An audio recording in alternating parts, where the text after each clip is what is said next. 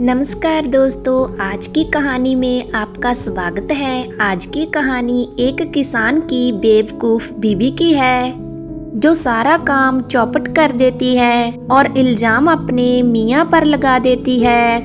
एक किसान सीधी सादी और कम अक्ल वाली अपनी बीवी के साथ रहता था।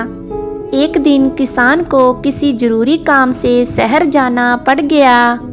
जब वह शहर के लिए रवाना होने लगा तो उसने अपनी बीबी से कहा कि मैं एक काम के लिए शहर जा रहा हूँ, ज़रूरी काम है, कल शाम तक वापिस आ जाऊँगा।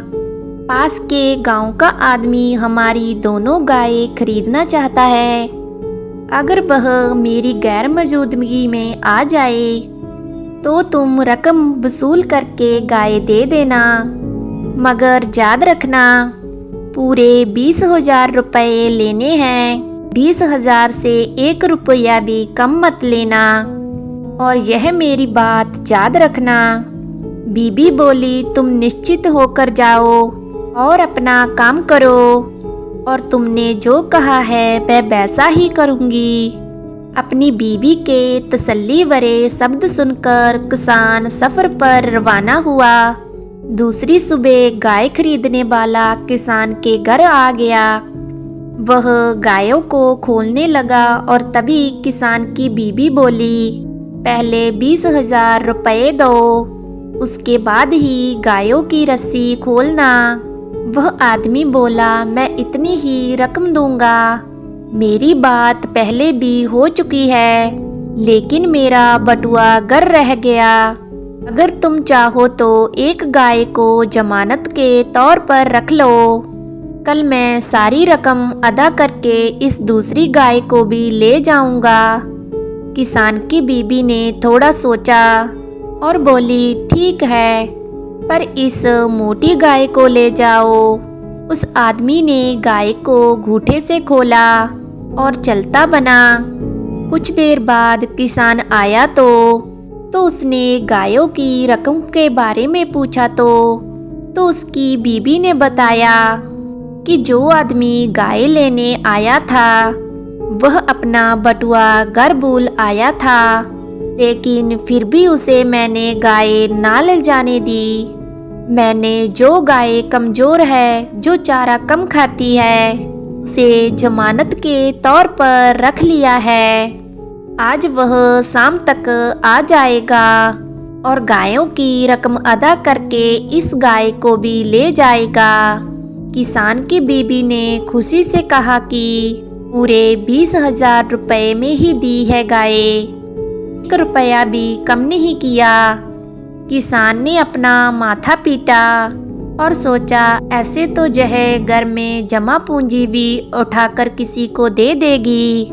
बेहतर है कि घर की जमा पूंजी को किसी गड्ढे में खोद कर दबा दूं। फिर किसान ने अपने घर के आंगन में एक बड़ा सा गड्ढा खोदा और घर में जितने पैसे थे उसे अच्छे से एक मटके में रखकर और गड्ढे में दबा दिया, और अपनी बीबी को खास हदायत दी कि यदि तुम इस गड्ढे के पास भी आई तो जहाँ इन पैसों को हाथ भी लगाया तो मुझसे बुरा कोई नहीं होगा।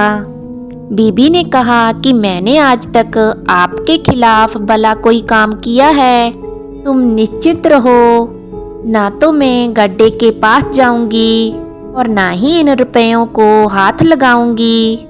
एक दिन कुछ बदमाश चीनी मिट्टी के रंग बिरंगे बर्तन बेचते बेचते किसान के दरवाजे पर आए।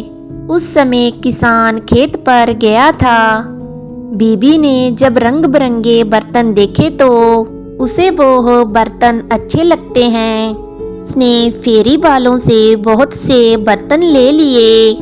फेरी वालों ने जब रुपए मांगे तो तब किसान की बीबी ने कहा, रुपए तो मेरे पास नहीं है, मेरे पति ने सारे रुपए वहाँ पर गड्ढा खोदकर दबा दिए हैं, तुम खुद खोद कर निकाल लो।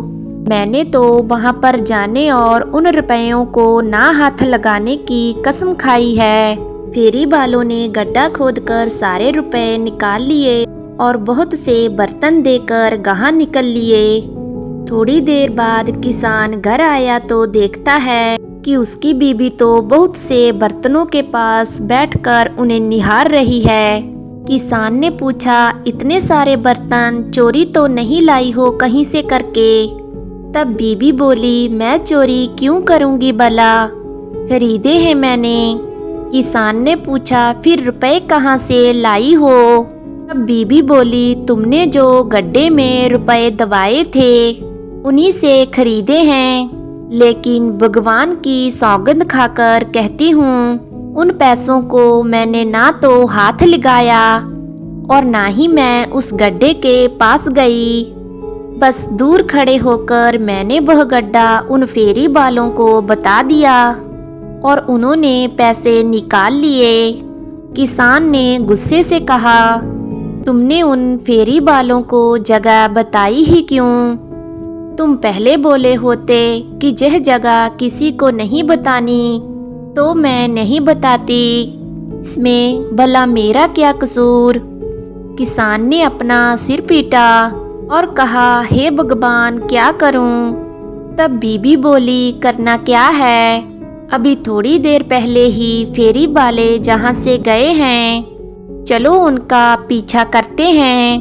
किसान बोले, तुम ठीक कहती हो, पता नहीं उन्हें ढूंढने में कितना समय लगेगा, इसलिए रोटियां, मक्खन और पनीर बांध लो और जल्दी चलो। खाना लेकर दोनों मियाँ बीबी जल्दी से घर से निकले। थोड़ी ही देर चले थे कि बीबी थक गई। मियाँ ने कहा कि मैं चलता हूँ, तुम थोड़ा आराम करके इसी रास्ते पर चली आना, मैं आगे मिल जाऊंगा। थोड़ी ही देर बाद जब बीबी की थकान दूर हो गई तो वह उधर चल पड़ी जिधर मियाँ गए थे। कुछ देर बाद वह एक ऐसी जगह से गुजरी जहाँ पर दोनों ओर पेड़ ही पेड़ थी और उनकी छाल उतरी हुई थी। बीबी को उन पेड़ों पर रहम आया और उसने उन पर मक्खन लगा दिया और जिस कपड़े में रोटियां बांध रखी थी और वह कपड़ा उस पर ढक दिया। फिर कपड़ा कम पड़ गया तो और फिर उसने अपनी ओढ़नी का एक हिस्सा फाड़कर पेड़ पर डाल दिया। तभी पनीर का एक टुकड़ा नीचे गिर गया। फिर उसने दूसरा पनीर का टुकड़ा स्वयं ही नीचे फेंक दिया, यह देखने के लिए कि पहले वाला पनीर का टुकड़ा किधर गिरा है, लेकिन दूसरा टुकड़ा भी खो गया। थोड़ी आगे बढ़ी तो मियाँ नजर आ गए। वह बेचारा भूख से निठाल था। उसने खाना मांगा तो बीबी ने सूखी रोटियां निकालकर उसके सामने रख दी। मियाँ बोले, जे सूखी रोटियां किसके साथ खाऊं? आते वक्त मक्खन और पनीर भी तो लाई थी। बीबी ने जवाब दिया, वह मक्खन तो मैंने इन जख्मी भेड़ों को लगा दिया और पनीर का एक टुकड़ा नीचे गिर गया और मैंने उसे ढूंढा, लेकिन वह मुझे नहीं मिला। फिर मैंने दूसरा टुकड़ा भी नीचे फेंक दिया, यह देखने के लिए कि पहला टुकड़ा किधर गया है, लेकिन दूसरा भी ना मिला। मियाँ ने कहा, जो करती हो उल्टा ही करती हो। बीबी बोली, तुम मुझे पहले बता देते तो मैं दूसरा पनीर का टुकड़ा क्यों फेंक देती, इसमें मेरा क्या कसूर? दोनों ने रूखी सूखी रोटियां खाई और वहीं पर लेट जाते हैं। लेटे लेटे किसान ने बीबी से पूछा, घर को ताला लगाया है या नहीं? बीबी बोली, ताला तो नहीं लगाया, आपने ही कहा था कि जल्दी चलो। तब मियाँ बोले, अभी जाकर ताला लगा कर आओ। तुम दरवाजे का ख्याल नहीं रखोगी तो और कौन रखेगा? बीबी ने कहा, गुस्सा क्यों करते हो जी, मैं अभी जाकर ताला लगाकर आती हूँ। यह कहकर बीबी चल दी घर की तरफ। वह घर पहुंची।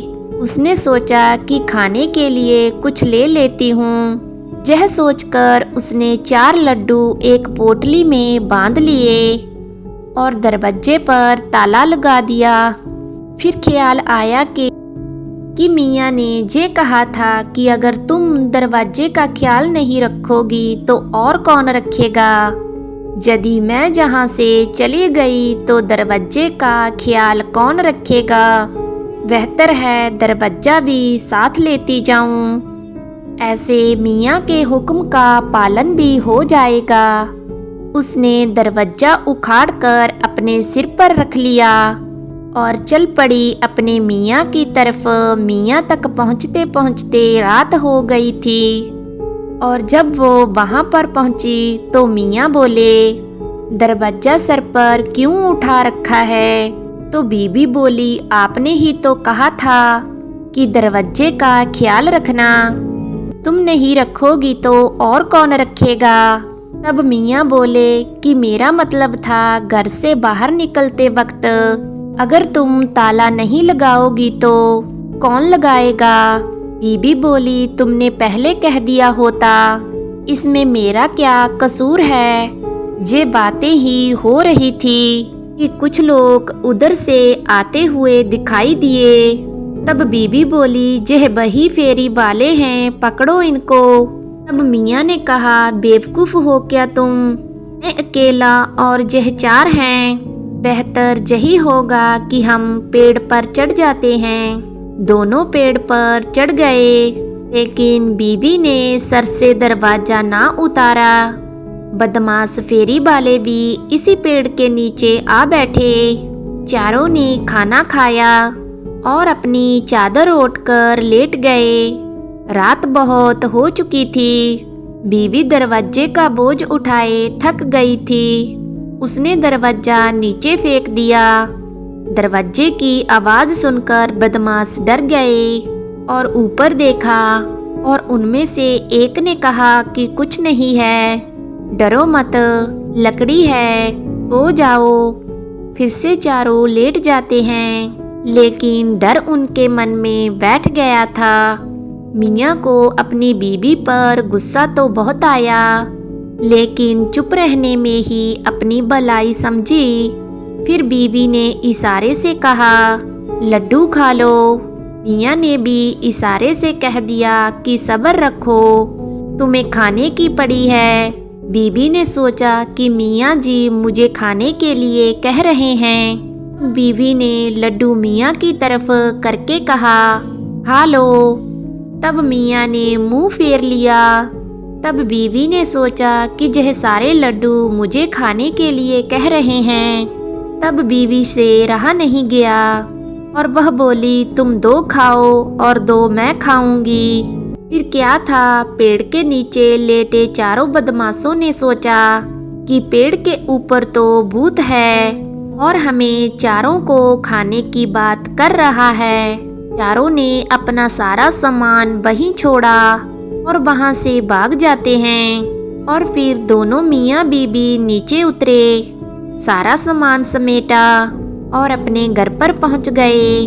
मियाँ ने कहा कि तुम अव्वल दर्जे की बेवकूफ़ हो, लेकिन कभी कभी भी बेवकूफ़ भी ऐसे काम कर जाते हैं जो अक्लमंद नहीं कर सकते। मैंने तो सोचा था सारी जमा पूंजी जाने के बाद हम भूखे मर जाएंगे, लेकिन तुम्हारी बेवकूफ़ी ने हमारी दुनिया बदल दी। बीबी ने कहा कि अगर तुम मुझे पहले बता देते तो मैं ऐसे ही बेवकूफ़ी के काम करके और अधिक धन कमा लेती। इसमें मेरा क्या कसूर है। दोस्तों, अगर आपको आज की कहानी अच्छी लगी तो प्लीज़ चैनल को सब्सक्राइब एंड वीडियो को लाइक ज़रूर करना। बाय बाय दोस्तों, मिलते हैं न्यू कहानी वीडियो में।